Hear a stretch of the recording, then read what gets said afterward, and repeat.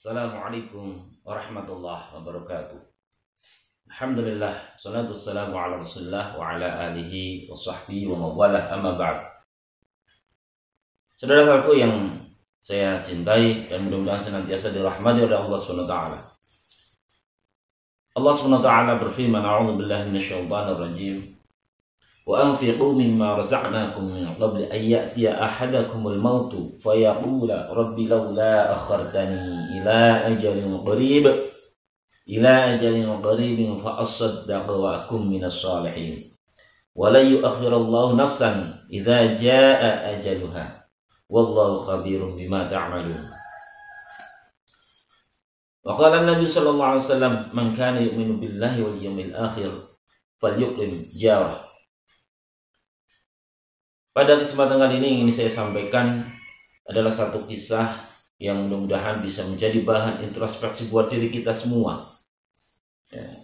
Kisah yang sangat menginspirasi dan bisa memberikan motivasi buat diri kita semua dalam melaksanakan sebuah amal ibadah yang mestinya segala amal ibadah harus kita lakukan dengan dasar penuh keikhlasan dan libtighai mardhatillah.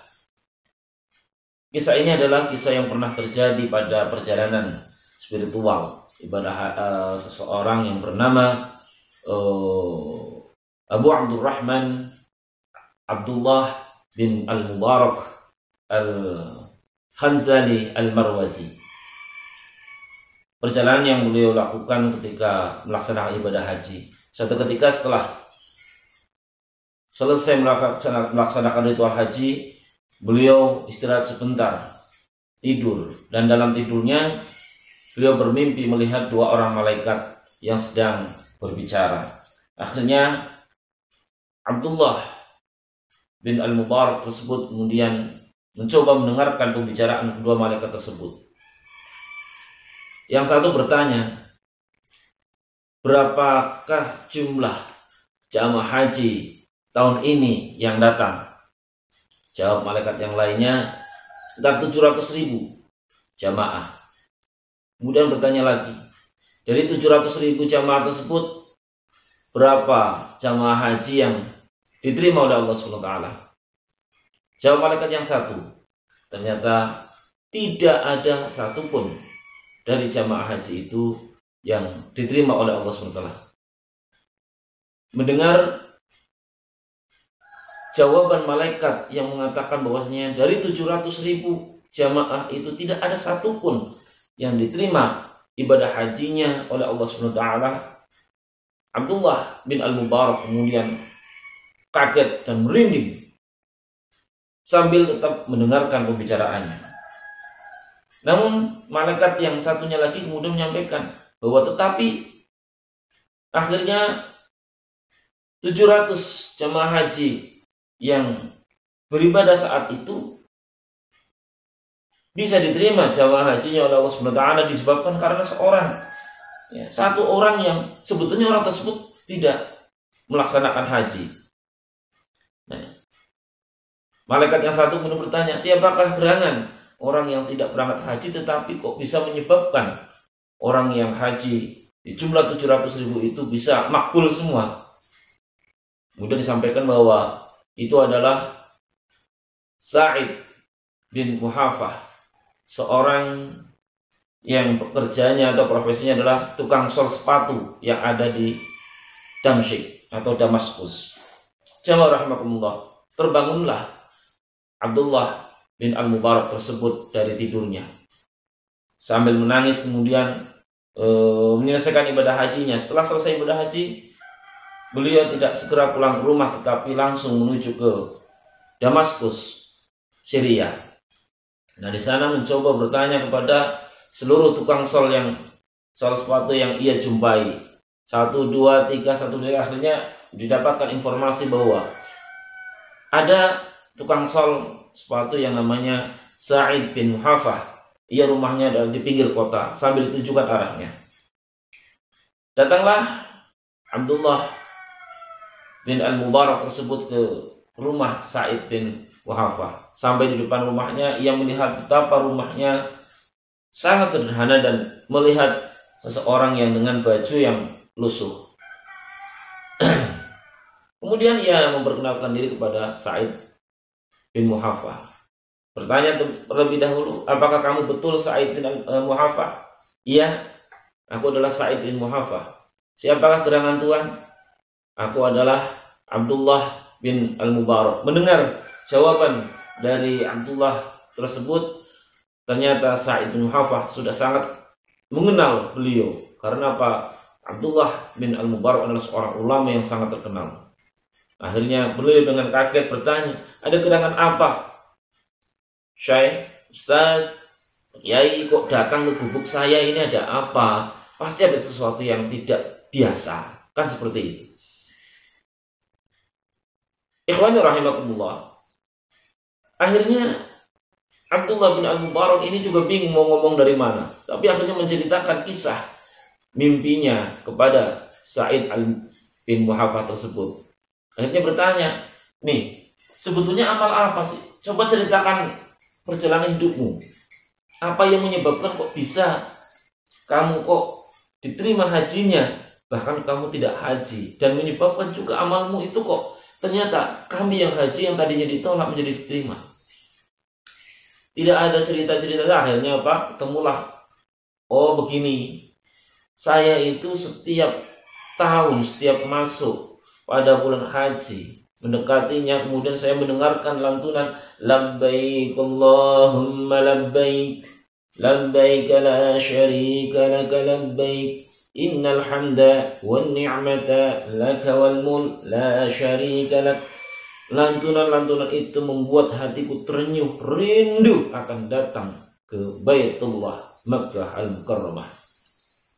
Oleh karena itu berpuluh-puluh tahun ia mencoba menyisihkan sebagian kecil daripada penghasilannya itu, dikumpulkan, dan tahun ini mestinya aku bisa berangkat haji, dan sudah berkumpul sekitar 350 dirham dan bisa berangkat haji.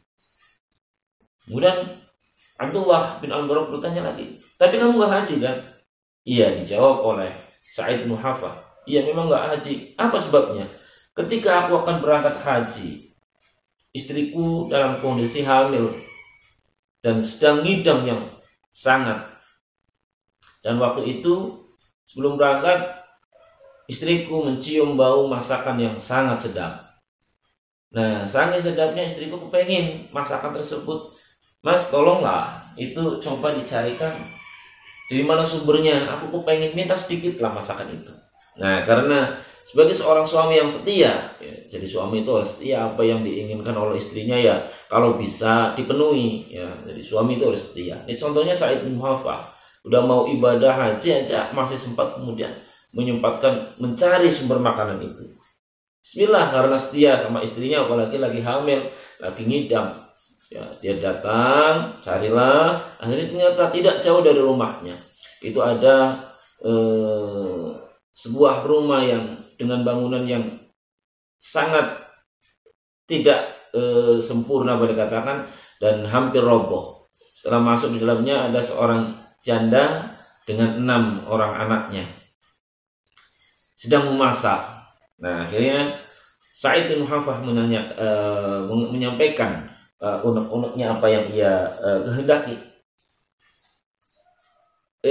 Saya istrinya lagi hamil, ngidam, kepengin minta sedikit lah masakanmu.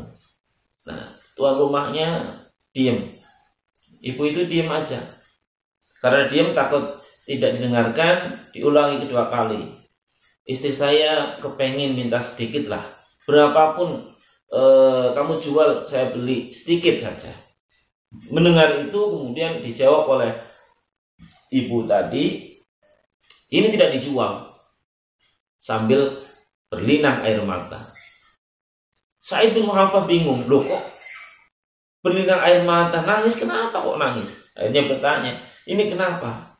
Dijawablah sambil menangis oleh perempuan tadi, Tuan, makanan ini halal untuk kami, tapi haram untuk Tuan. Mendengar jawaban seperti tersebut, Sa'id bin Muhafah bingung.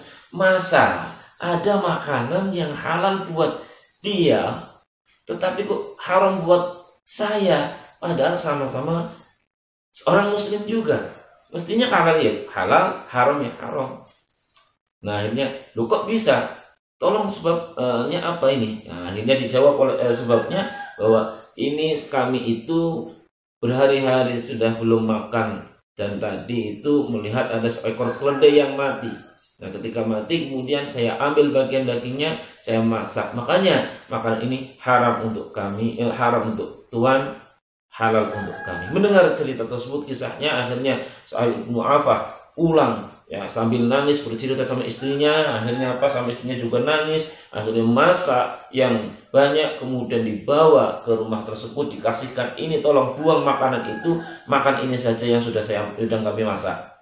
Habis itu kemudian uang yang rencananya buat berangkat ibadah haji 350.000 dirham, 350 dirham yang ia sudah kumpulkan bertahun-tahun dikasihkan. Tolong ini uang haji saya, jangan sampai kamu kelaparan lagi, keluargamu itu silahkan digunakan untuk usaha, jangan sampai kemudian makan sesuatu yang tidak diperkenankan lagi. Subhanallah, ternyata itu adalah Mekkahnya Sa'id bin Mu'afah, Baitullahnya Sa'id bin Mu'afah. Dan itulah yang menjadikan Sa'id bin Mu'afah ternyata bisa menjadikan orang yang 700.000 orang yang berangkat haji itu, yang tadinya ditolak dan tidak diterima oleh Allah SWT, menjadikan dia semuanya diterima oleh Allah SWT. Dan Sa'id bin Mu'afah meskipun tidak haji tetapi dicatat sebagai orang yang melaksanakan ibadah haji dengan mabrur. Jamaah rahimakumullah, mudah-mudahan apa yang saya sampaikan ini menjadikan kritik buat kita semua lah ya, bahwa ibadah yang kita lakukan mestinya kita pertama adalah kita pentingkan dulu, prioritaskan dulu mana yang wajib, jangan kemudian kita mementingkan sunnah. Apalagi kalau kemudian membaca bukunya beliau almarhum Imam Masjid Istiqlal ya. Beliau mengatakan bahwasanya itu namanya adalah haji pengabdi setan ya, atau umrah pengabdi setan kalau kemudian ia lakukan bolak-balik apa yang ia tuju sebetulnya. Apalagi kalau kemudian kita katakan bahwasanya kita bandingkan, kalau haji atau kalau umrah khususnya, umrah itu kan ibadah yang bersifat individual, tidak untuk banyak orang. Tapi coba kalau kemudian kita menolong tetangga kita, itu adalah ibadah yang sifatnya lama. Bahkan kalau kemudian kita memberikan bantuan pendidikan dan lain sebagainya, Masya Allah subhanahu wa ta'ala ya. Dan itu menjadi otoritas buat kita semua ya. Mudah-mudahan apa yang kita lakukan betul-betul dilandasi keikhlasan dalam diri kita dan mendapatkan ridho dari Allah SWT. Apa yang kita lakukan betul-betul maslahat, tidak hanya untuk individu kita, tetapi bisa maslahat untuk semua umat manusia.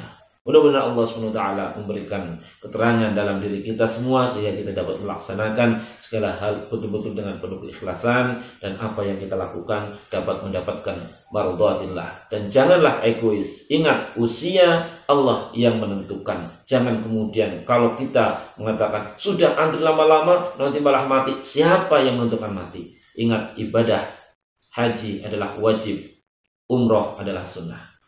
Wallahu muwaffiq ila aqwamit thoriq. Assalamualaikum warahmatullahi wabarakatuh.